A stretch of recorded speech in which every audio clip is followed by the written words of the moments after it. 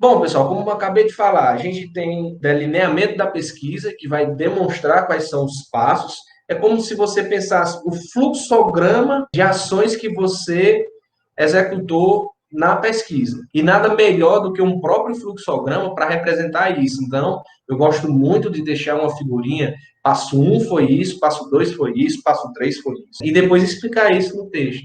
Você tem uma visão do processo de pesquisa realizado como um todo. Só que esse processo de pesquisa realizado como um todo, ele precisa que seja explicado do ponto de vista teórico de metodologia científica, que é o que a gente chama de enquadramento metodológico. O que é o enquadramento metodológico? É você fazer a tipologia da pesquisa, né? Como assim a tipologia da pesquisa? É você dizer o tipo de dado que você usou, que tipos de objetivos você buscou, que tipo de lógica você aplicou, e o conjunto disso, a abordagem em si que você apresentou, se é uma perspectiva mais qualitativa, se é uma perspectiva mais quantitativa, a estratégia que você aplicou. Então, como eu acabei de falar para vocês, existem estratégias já estabelecidas no corpo de conhecimentos de pesquisa científica para que você possa estruturar sua pesquisa em cima. Você pode dizer, olha, essa pesquisa é uma pesquisa experimental. Opa, o que é uma pesquisa experimental segundo a tradição de pesquisa científica? Aí você tem todo um conjunto de conteúdos que, para você afirmar que é uma pesquisa experimental, você precisa se adequar.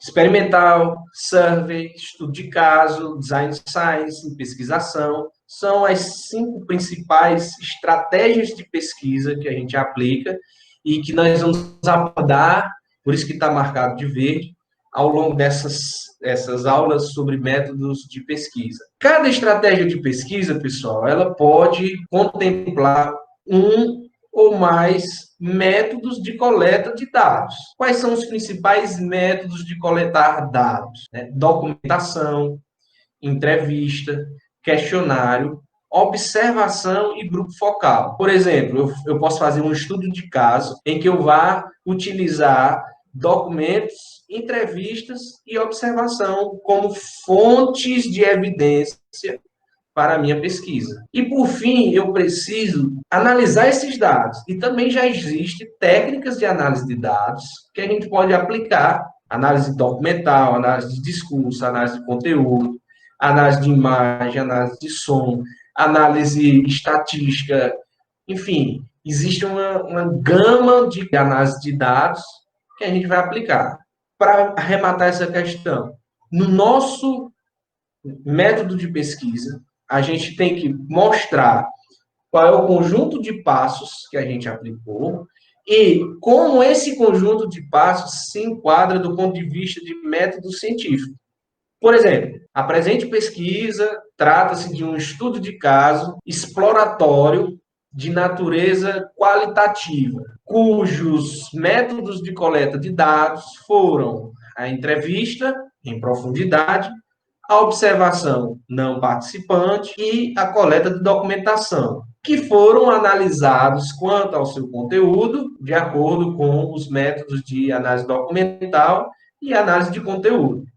É isso que precisa estar no nosso método de pesquisa. Mas não só isso, explicando como foi operacionalizado. Então, por exemplo, eu fiz um estudo de caso numa empresa X, entrevistei fulano, Siltrano e Beltrano, que ocupavam tais cargos, que eram importantes para eu entender determinado fenômeno que eu estou estudando por causa disso. Eu coletei documentos para que eu pudesse comprovar o que tinha na entrevista. Os documentos que eu coletei foi esse.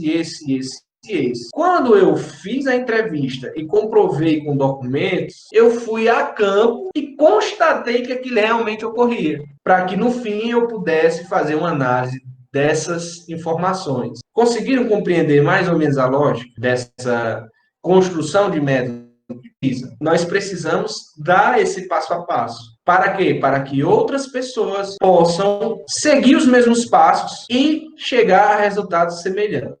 E é isso que vai garantir que os nossos resultados e conclusões eles sejam válidos. Por menores que eles sejam, o fato dessa metodologia, a gente demonstrar rigor metodológico, ele vai permitir que nossos estudos sejam aceitos. Traduzindo aí para nosso próximo ponto, nosso TCC, nós vamos ter que escolher, olha, a Juliana vai fazer um estudo sobre gestão de estoque.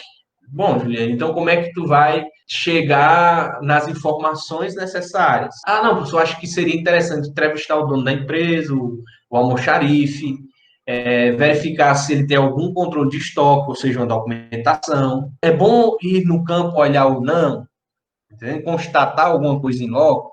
Ah, não, é bom, porque da questão de estoque, pode ser que ele diga que ele faz a armazenagem do cimento sobre estrados de madeira com pilhas de, no máximo, 10 sacos. Eu quero ir lá ver e eu quero registrar, eu quero tirar foto. E qual a sequência dessas coisas que nós vamos fazer? Se eu decidir fazer uma entrevista, então o que é que você vai perguntar? Quantas perguntas? De que tipo?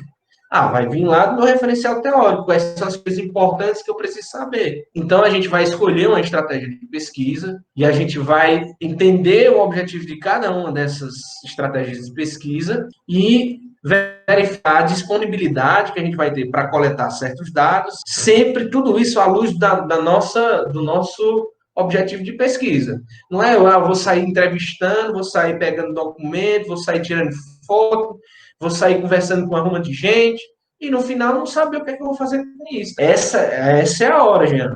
Essa é a hora que a gente precisa parar e pensar com calma no que vai sair coletando, porque senão depois você se perde, não sabe o que é, para que eu tenho isso aqui.